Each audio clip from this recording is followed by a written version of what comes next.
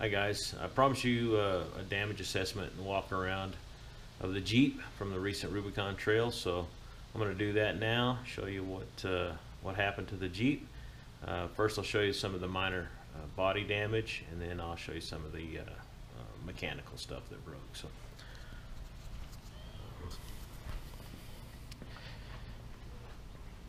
not too bad really for the level of difficulty of the trail.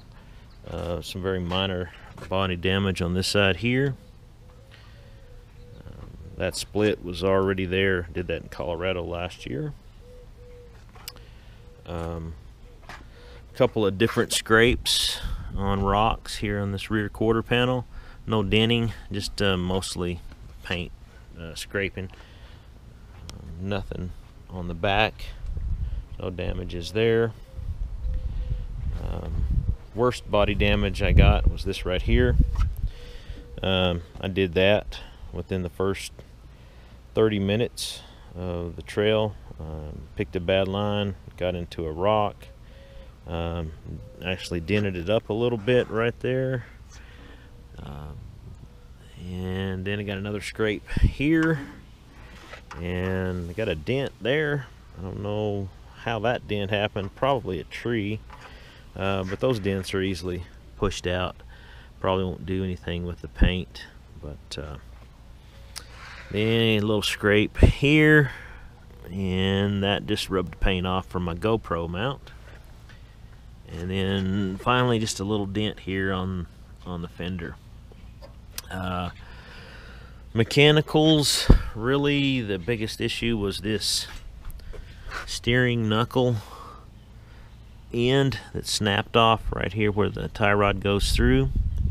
That left us immobilized for about 6 hours. We tried to weld it, but it's cast, and of course it doesn't weld very well. So we met a couple of guys on the trail that had a drill and some drill bits back at the trailhead. So Brian took his Jeep and went back, picked up the drill. We drilled that arm out. Took us about 10 minutes. Put that tie rod back up through the hole, put the nut, cotter pin in it, and it held up for the rest of the trail. Other side held together. That's what a good one is supposed to look like, of course. Lockouts, all of them got scraped up a little bit, not real bad. This one back here, somehow I hit something, busted that cap completely, knocked a chunk out of it. Still functions, but can't operate it with fingers anymore. Got to use a pair of pliers.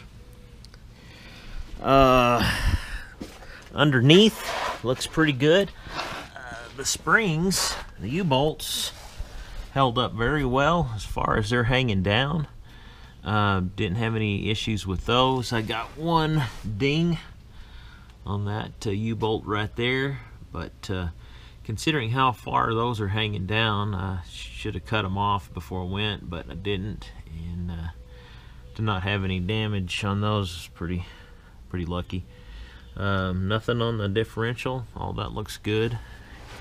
Even the oil pan skid plate fared very well. There's no scrapes or dings on that whatsoever. That looks really good. This cross member didn't get into anything. These are all previous dents. One little ding right there, but not real bad actually.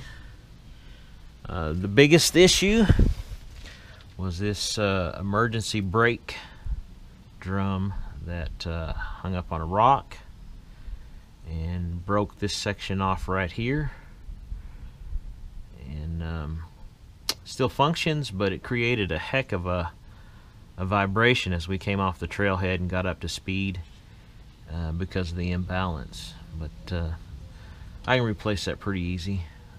Not a big deal, but that was from a bad line also. That was totally my fault. The rest of the underneath looks pretty good. Those U-bolts and springs look good. That differential housing, no scrapes on it.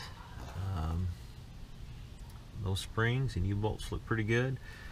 Got some minor scrapes on those leaves, but all in all, this underneath side fared really well and would have even been better had it not been for some bad decision on my part, but I can fix that pretty quick and it'll be trail ready very shortly.